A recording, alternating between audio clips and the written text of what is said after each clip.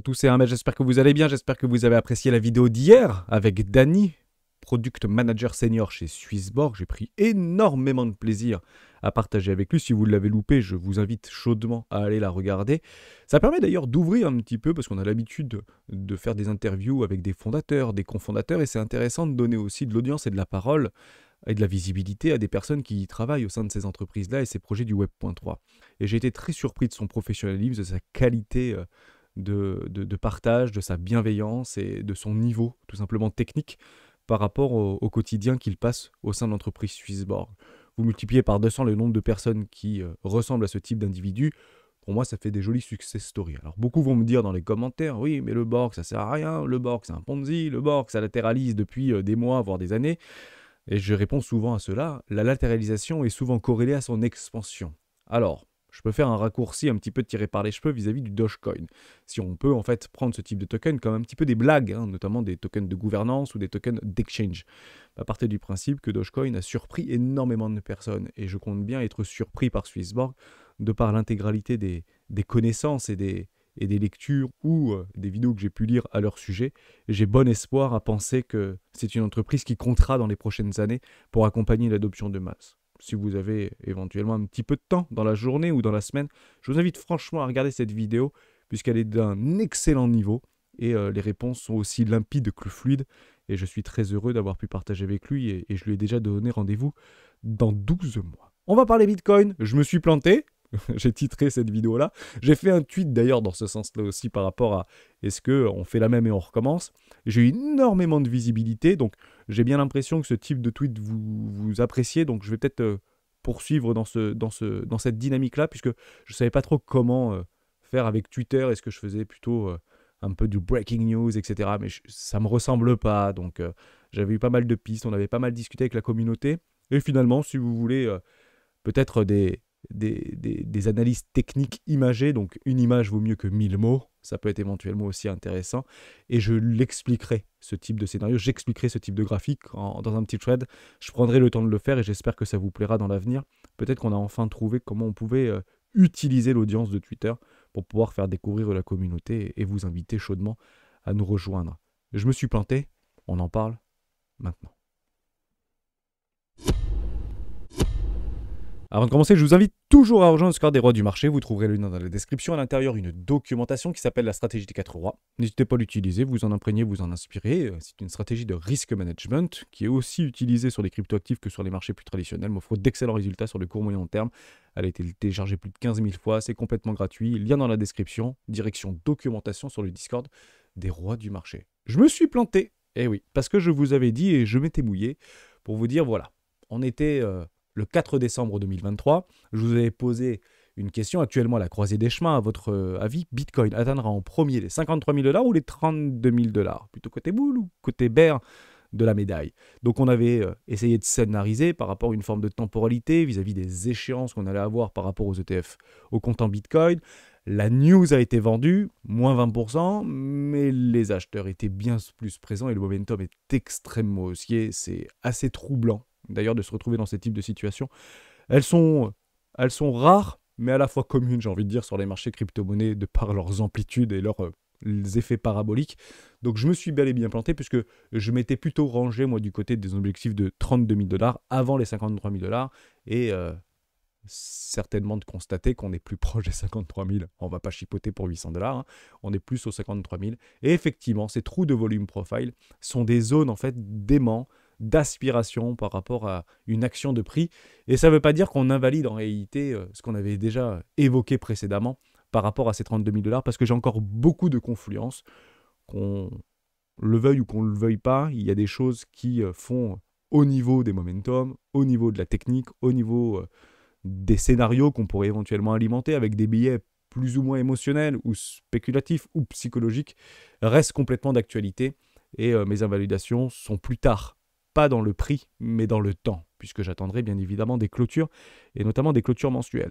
Si ça clôture, tel qu'on est en train de l'observer actuellement, je vous le dis franchement, c'est très bullish, on va pas se mentir. Et rien n'indique que ce ne le sera pas dans les prochaines semaines ou prochains mois, vu l'augmentation et l'amplitude d'amassement des bitcoins sur les ETF au comptant. C'est complètement délirant, on vient de passer les 650 millions de $. de flux entrant sur les ETF au compte en Bitcoin. On va bien sûr en revenir sur cette vidéo et on va en parler encore une fois dans cette vidéo et je vais essayer de vous diriger vers un petit narratif qui permet d'expliquer ce phénomène-là, qui a été proposé par quelqu'un sur Twitter. Donc j'aimerais qu'on en partage ensemble puisque je cherche ce type d'informations pour essayer d'alimenter des billets spéculatifs. Et jusqu'à preuve du contraire, bah c'est très haussier, évidemment. Bon, on va faire un tout petit tour d'horizon au niveau technique. On va essayer de trouver et essayer de chercher des supports dynamiques. Ces boules, donc les résistances sont faites pour être brisées, les supports sont faits pour être maintenus. On a des supports statiques. On peut éventuellement tracer des trendlines baissières, haussières, obliques. On peut également tracer des ranges. On peut également tracer des biseaux d'ascendant, des biseaux d'élargissement, des saxos, ce qu'on appelle aussi des trompettes si vous voulez. On peut utiliser des triangles, des diamants, toutes les patterns que vous pouvez imaginer de verre ou de Navarre, peu importe. Vous avez bien compris un petit peu l'idée. L'objectif, c'est de suivre les flux. Les flux sont boules et on va donc chercher des objectifs toujours plus hauts. Et je vous en donnerai un qui, honnêtement, ferait briller les yeux d'un grand nombre d'entre nous et moi le premier. Donc je vais chercher plutôt des plays pour essayer de swing ce marché. Donc moyenne mobile, 20 périodes. Les 20 périodes sont généralement sur des time frames en weekly, faites pour être brisées. Mais dans des flux acheteurs extrêmement violents, généralement, ça peut être maintenu. Ici, vous voyez, on a le dip, c'est maintenu, on fait un nouveau plus haut et on va chercher. Ça peut être des plays très intéressants pour aller éventuellement swing ce marché. C'est exactement ce qui s'était passé ici. On l'avait brisé, mais regardez, juste ici, on l'avait maintenu par rapport à ce post-halving. Donc, tantôt ça marche pas. Si c'est extrêmement haussier, les moyennes mobiles 20 périodes peuvent être utilisées. Moi, personnellement, j'en regarde deux principalement. Ce sont les moyennes 50 et les moyennes 200 périodes. 50 périodes, plutôt des moyennes mobiles institutionnelles. Ça fonctionne dans le temps. Généralement, on vient réellement swing ces moyennes mobiles 50 périodes. C'est clairement ce qui s'était d'ailleurs passé par rapport au gros sell-off qu'on avait eu en juillet 2021, donc tout l'été 2021. Donc c'était bien après le halving, etc. Mais ça semble bien fonctionner et j'aime bien les swings personnellement pour enclencher des zones et non pas des prix. On cherche ici des zones et non des prix. Et vous avez après la dernière moyenne mobile, je vais tout effacer, on la verra extrêmement bien. C'est cette moyenne mobile, 200 personnes en hebdomadaire, 200 périodes en hebdomadaire, qui généralement fonctionne extrêmement bien. Ici, signe noir qui nous a fait un petit peu craquer et dévisser psychologiquement. C'était, et vous avez raison, à ce moment-là, une excellente opportunité. Encore fallait-il la saisir. Personnellement, je l'ai saisi aux alentours des 23 600 $, et vous le savez de mon côté. Et ici, vous voyez que ça fonctionne plutôt pas mal par rapport à cette moyenne mobile. Tantôt on la craque ici, et le momentum est trop fort, et ça part, et ça peut faire office d'un support dynamique. Donc beaucoup vont le jouer. Moi, personnellement, je le joue, et on chasse pas entre guillemets des idées reçues ou des idées ou des billets spéculatifs. 32 000 $, évidemment. Target d'Hermès. Ça, j'ai pas plus de choses à dire par rapport à ça. On revient en 2019 pour essayer d'alimenter le côté boule de la force, puisque ces boules, donc on va essayer d'éviter de continuer à alimenter des narratifs bears, baissiers, crack, Black Swan, malheureusement qu'on ne fera que les subir, on ne les prédit pas ces Black Swan. On peut repartir du côté du flaring grid, c'est la première information que j'avais envie de vous donner aujourd'hui. Donc ici, quand on revient en fait un petit peu dans le passé par rapport au précédent cycle, lorsqu'on avait eu cette effervescence, notamment par rapport à Libra et aux annonces de Libra, c'était en juin 2019, on était venu chercher en fait au niveau du flaring grid les 95 dans l'extreme grid. Extreme Grid 95, et on avait eu un top de marché psychologique ici, puisqu'on était clairement dans l'euphorie, on repartait sur un nouveau bull run, de façon peut-être un petit peu précoce, et ça a été malheureusement payé. Ça a payé plutôt les plus patients, parce qu'on a eu la possibilité de racheter dans des zones de rechargement d'achat, même si le crack Covid n'avait pas eu lieu. Et c'est exactement ce qui pourrait se passer aujourd'hui. On peut venir continuer à grappiller dans l'extrême grid, puisque on le voit par rapport au sondage et par rapport à Twitter, par rapport à la notoriété et aux intérêts qu'on peut avoir notamment sur Google Trends, etc., que actuellement tout le monde s'en fout de Bitcoin alors qu'on vient de passer les 1 trillion de dollars et on a dépassé les 50 000 $. Honnêtement, si on devait en parler, c'est bien maintenant qu'on doit en parler. Et il semblerait qu'on n'en parle pas tant que ça. Donc il faut aller chercher plus haut tout simplement, c'est rupture psychologique pour essayer d'embarquer un maximum de personnes. Et là où les whales pourront bien évidemment et feront, comme elles le font si souvent, prendre des profits lorsque la liquidité le permet. Mais on peut continuer à grind et à aller chercher au niveau de ce flaring grid jusqu'au 95, 94, 97, peu importe. C'est exactement ce qui s'était passé avant d'observer un retournement potentiel de marché avec des divergences baissières, etc. Donc ça peut se décaler de façon assez propre, parce que maintenant qu'on a dépassé les 50 000 $, donc ça a été fait hier, peut-être que ce truc-là a un temps de latence avant de réactualiser ses algorithmes et on peut peut-être passer dans l'extrême grid dans la journée. Donc on sera vigilant par rapport à ça. Mais ça veut quand même dire qu'on a probablement encore un tout petit peu de marge de manœuvre pour pouvoir les grappiller un petit peu plus haut. Et les objectifs de prix se réactualisent sur la bougie mensuelle. On va le regarder juste après ensemble. On revient sur quelque chose d'intéressant par rapport au tweet que j'ai fait. Donc hier, on va le reprendre ensemble. Je trouvais ça très intéressant. Je suis assez impressionné au niveau des flux qu'il y a eu par rapport au partage. Plus de 16 000 vues, 62 commentaires. Bon, l'idéal était simple. On fait la même et on recommence. Dites-moi en commentaire si oui ou non c'est jouable, tout simplement. Donc il y a beaucoup de non, il y a beaucoup de oui, mais pas forcément jusqu'aux 32 000 $. Ces objectifs-là commencent de plus en plus à s'éloigner. Mais ça ne veut pas dire qu'ils ne sont pas encore d'actualité. Ils le seront encore pendant extrêmement longtemps. En fait, j'ai tout simplement copié-collé ce qui s'était passé là. Et je vous ai tout simplement mis jusqu'au dernier gap possible imaginable par rapport au crack Covid. Alors, je ne dis pas que ça va faire ça. Je ne dis pas que ça peut faire ça. Je dis qu'au moins, on mettrait tout le monde d'accord et on comblerait tous les gaps qui restent encore sur ce marché jusqu'aux 20 000 $. Et ça permet en fait aussi de faire un petit peu réagir, de breaker tous les supports. Et dans des dynamiques baissières, généralement, on break des supports. Et à ce moment-là précis, peut-être qu'on n'aura plus la chance, au même constat que ce qu'on avait vécu au bear market, d'aller chercher un premier arrêt. La seule fois qu'on était parti le chercher, c'était donc ici par rapport au précédent mouvement. Et il a plutôt été acheté par rapport aux belles structures qui nous avaient été proposées. Mais tant que le premier arrêt tient, le plus probable, qu'est-ce que c'est de faire un nouveau plus bas. Et c'est exactement ce qu'on avait contemplé. Donc quelque chose de très violent, quelque chose de méchant, quelque chose de rouge et d'extrême rouge qui alimente l'extrême peur pour aller nous chercher tous les capitaux qui se trouvent et la liquidité qui se trouve beaucoup plus bas parce qu'elle est patiemment installée. Est-ce que c'est jouable? Est-ce que c'est pas jouable? Personnellement, ce serait considéré comme l'opportunité d'une vie, mais il faudra des catalyseurs extrêmement forts et actuellement, on va pas se mentir, on ne les voit pas. Et vous avez raison de me titrer en commentaire, ouais, un Black Swan. Mais bon, ok, mais lequel quoi? Donc on va essayer de regarder ensemble s'il y en a quelques-uns qui pourraient arriver et ne pensez pas que ce soit en fait un Black Swan potentiel par rapport à une news qu'on peut assimiler et qu'on peut observer, mais plutôt comme un dip qu'il faudra racheter. Puisqu'au moment où cette news ou cette rumeur est consommée, donc la rumeur devient la news lorsque celle-ci est consommée, c'est considéré comme un dip, si vous voulez. On va regarder ensemble parce qu'il y a quand même quelques informations qui sont extrêmement pertinentes. Est-ce que je joue? Non, personnellement, moi je joue les réintégrations, les invalidations. Une invalidation, ce serait tout simplement, je vous le montre en mille ici, ce serait une clôture qui réintégrerait le range précédent. Vous voyez ici, vous avez en fait un magnifique spelling stop juste ici.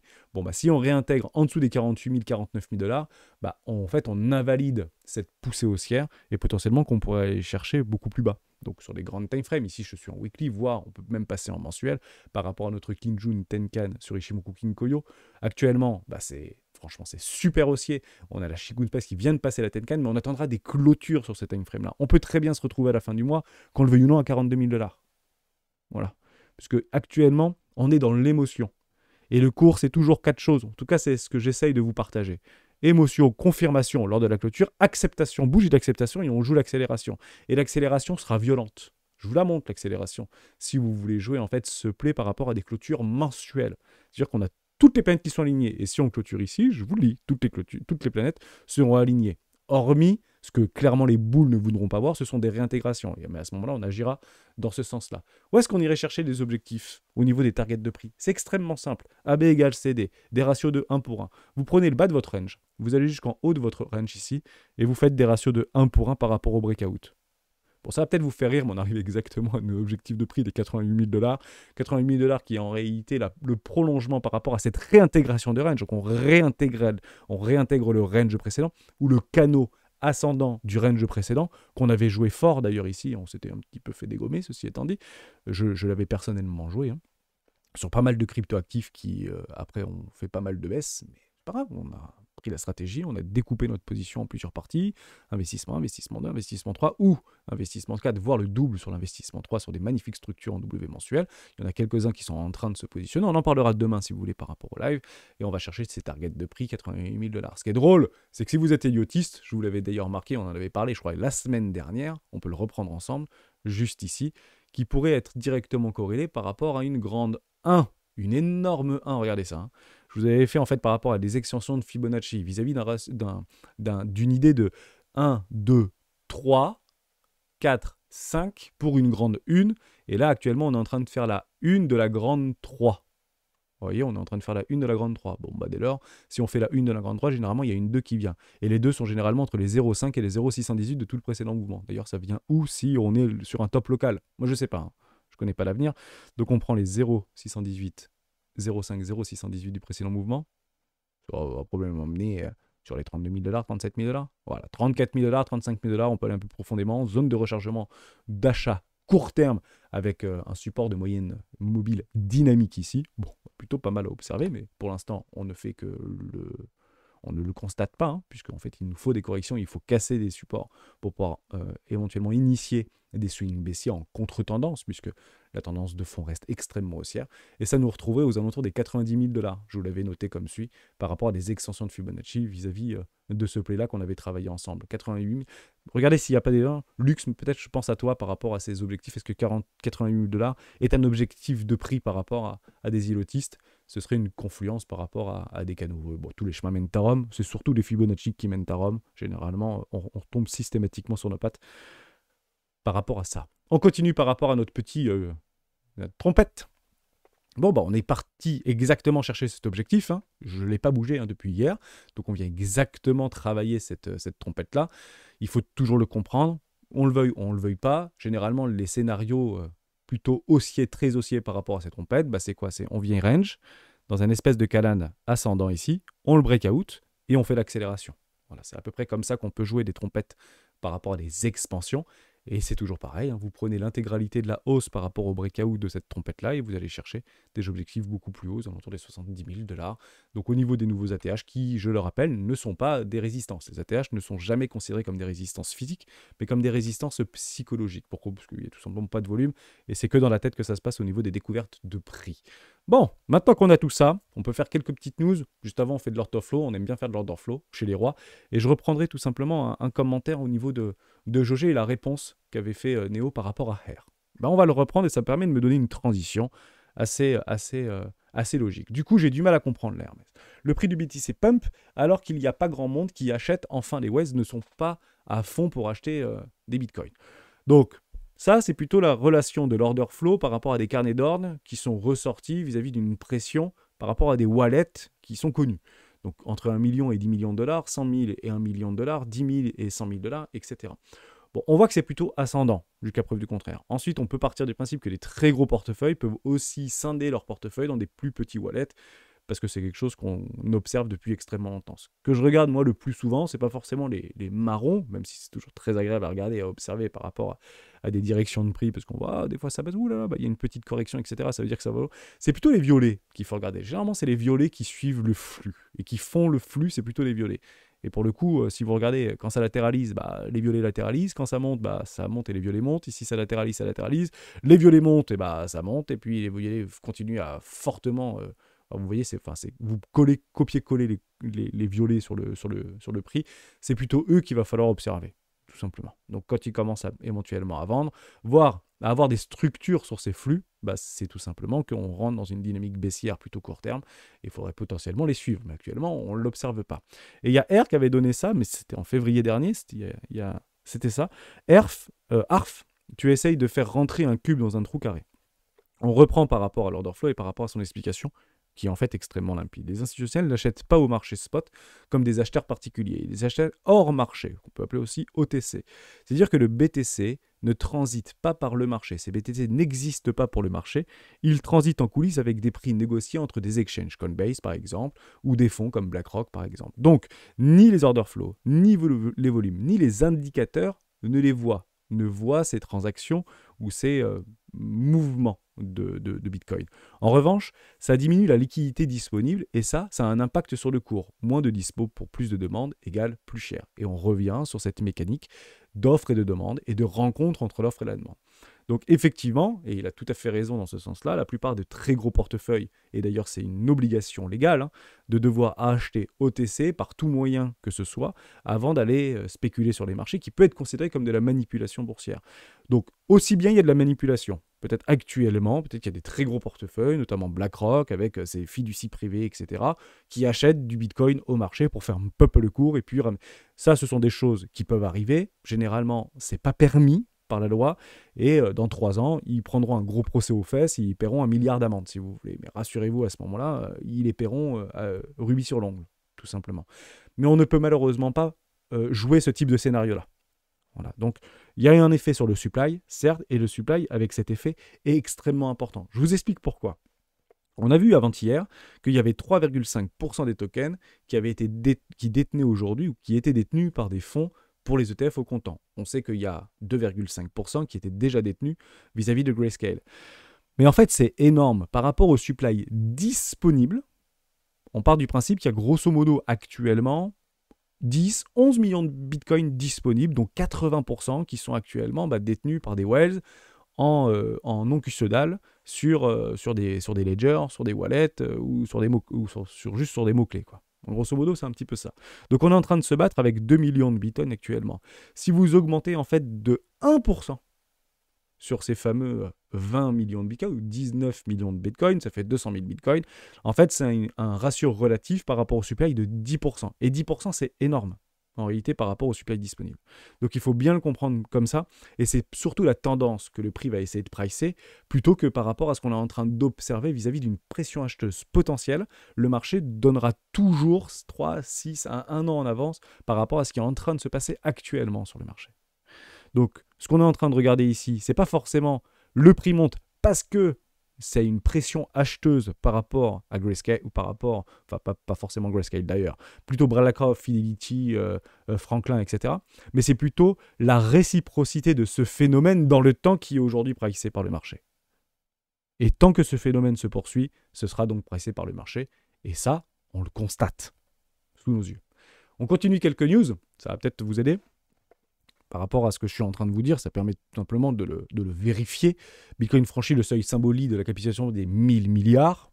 Franchement, bravo, je tire mon chapeau, j'ai rien à dire par rapport à cela. 50 000 $ le Bitcoin, c'est juste formidable. Je fais juste une réciprocité par rapport à ce qu'on disait depuis quelques mois maintenant.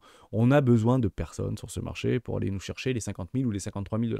En fait, on continue à avoir en fait des USDT, des USDC et des DAI qui continuent à alimenter le marché. En premier lieu, Bitcoin, c'est toujours la même chose. Bitcoin, stablecoin, crypto-actif, il y a déjà pas mal de jolis cryptos qui continuent à redorer un petit peu leur blason et faire quelques breakouts, mais ils sont encore extrêmement timides actuellement.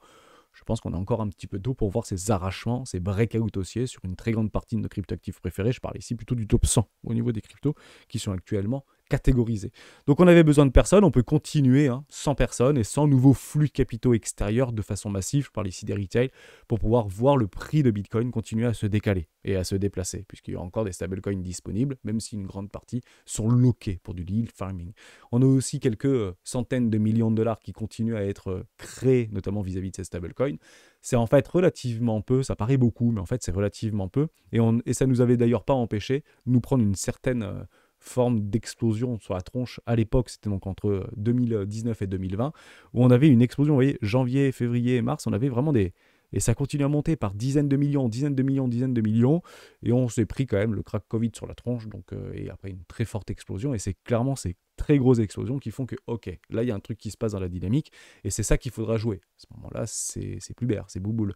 Donc là, on a un petit peu la même phénomène. C'est plus soutenu, mais on peut quand même s'en prendre une derrière la tronche. Ça ne veut pas dire qu'on invalide systématiquement tout repli baissier ou toute dégradation au niveau du cours par rapport à ces mécanismes de vases communicants de rencontre entre l'offre et la demande.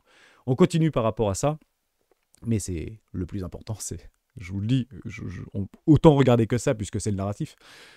630 millions de dollars. Donc on passe de 400, 500, 500, 600, et puis demain 800, et puis après demain 1 million, 1 milliard par 1 milliard qu'on rentrera sur les ETF.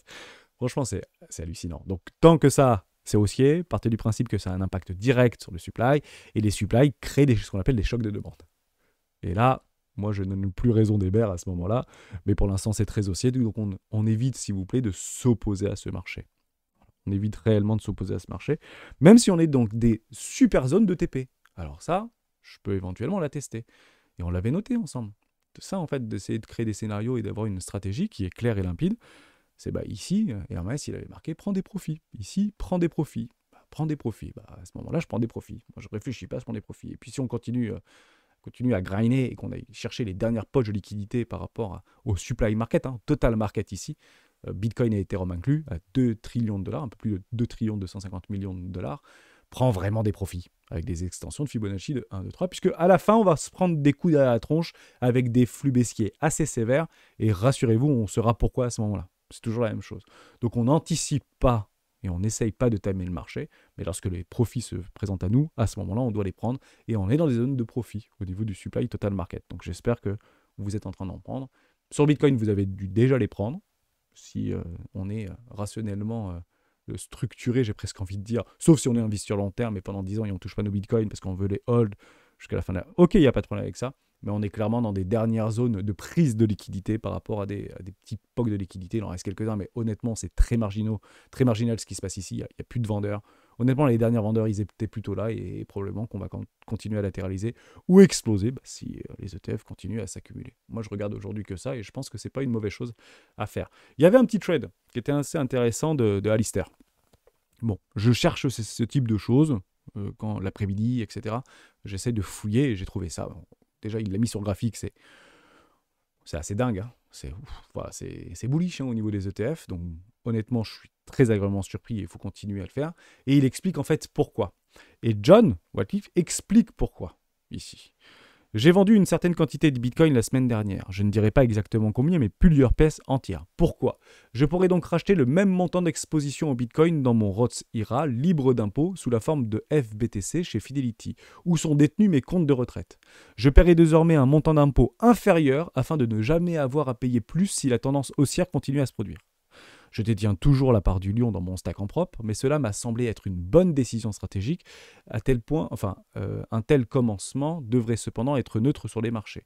Donc lui, il explique que ça, c'est ce que je suis en train de faire, donc je prends d'un côté pour mettre de l'autre, mais logiquement, il ne devrait pas se passer grand-chose par rapport à la rencontre après l'autre, parce que c'est plutôt neutre, en fait, si vous voulez, c'est équilibré. Et là, il y a pas mal de réponses qui sont intéressantes, notamment celle-ci, que je vous ai récupérée. Je suis confus car vous semblez confondre les choses. On dirait que vous avez utilisé les fonds existants de Roth. Vous n'avez donc pas eu besoin de vendre le maïs imposable, vos bitcoins imposables, évidemment.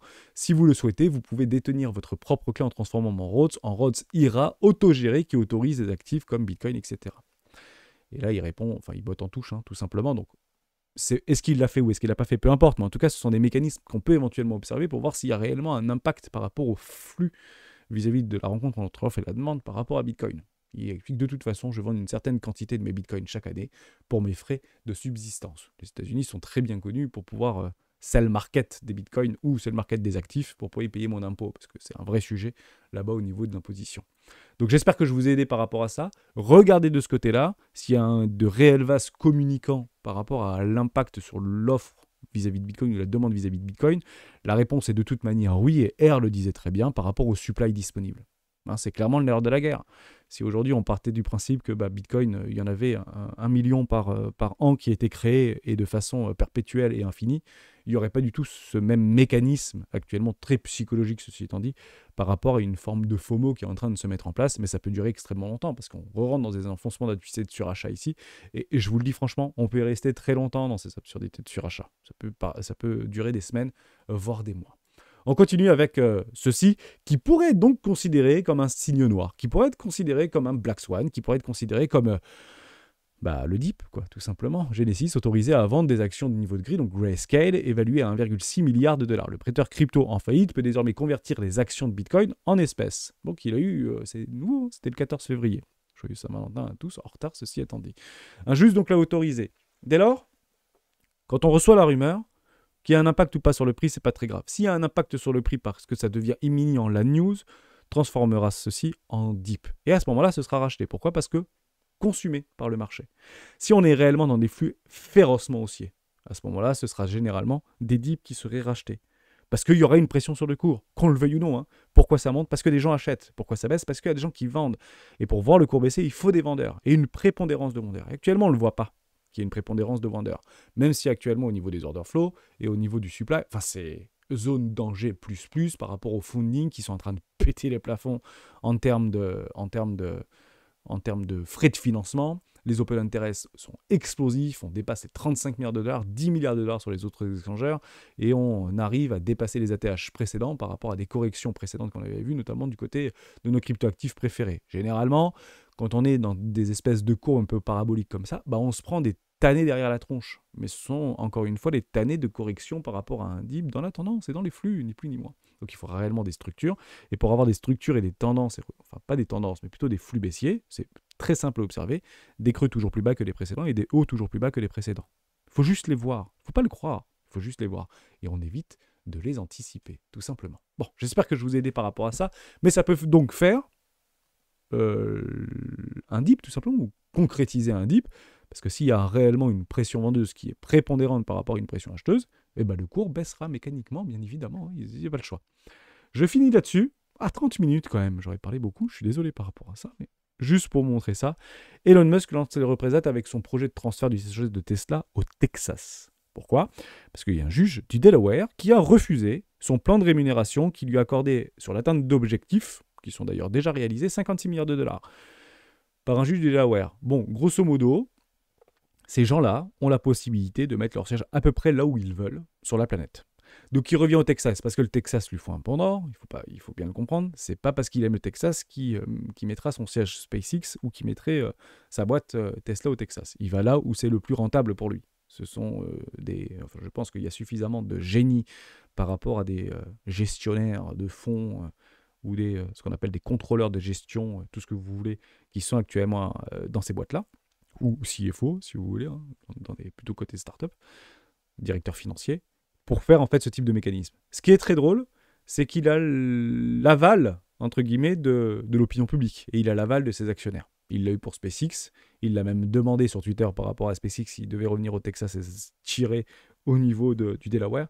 Tout le monde a accepté parce qu'il se passerait apparemment des choses au Delaware, parce que si un juge peut en fait décider de la pluie et de bon temps par rapport à vos demandes de rémunération, par rapport à un consensus de gouvernance au sein de l'entreprise qui avait déjà été validé, parce qu'on parle ici d'un actionnaire minoritaire qui a attaqué en justice auprès du Delaware Elon Musk, ou le conseil d'administration, hein, c'est la même chose, ceci étant dit, proche de la même chose, pour pouvoir en fait mettre fin à cet accord qui lui avait été voté en sa faveur par un juge du Delaware. Donc une personne qui décide tout simplement de par, je ne sais pas du tout quel mécanisme, fait que cette demande a été tout simplement refusée. Donc on se mettra là où en réalité l'herbe est plus verte pour lui, bien évidemment, c'est toujours la même chose.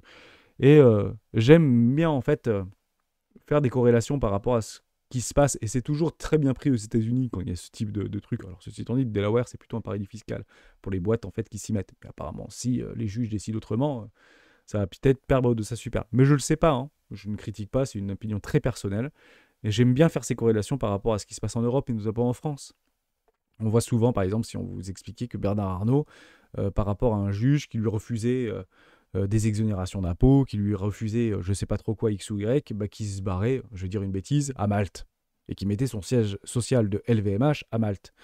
Je ne dis pas qu'il n'y a pas aujourd'hui des succursales, etc., un peu partout dans des paradis fiscaux vis-à-vis de LVMH, mais le gros, entre guillemets, des impôts, il faut se rendre compte, sont payés en France. Même s'il en paye peut-être peu, mais sont payés en France pour le gros de la partie de ses impôts. Et donc ce serait extrêmement mal perçu, alors que finalement on l'inviterait à partir.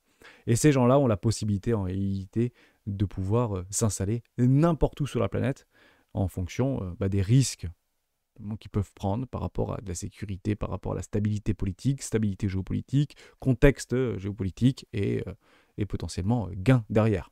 Hein, toujours le risque, récompense. Et c'est comme ça qu'on doit le réfléchir par rapport à nos investissements, par rapport à nos décisions qu'on prend dans nos vies, toujours par mesurer notre risque, récompense. Et actuellement, est-ce qu'on se barre de toutes nos cryptos pour partir dans Bitcoin? La question reste posée.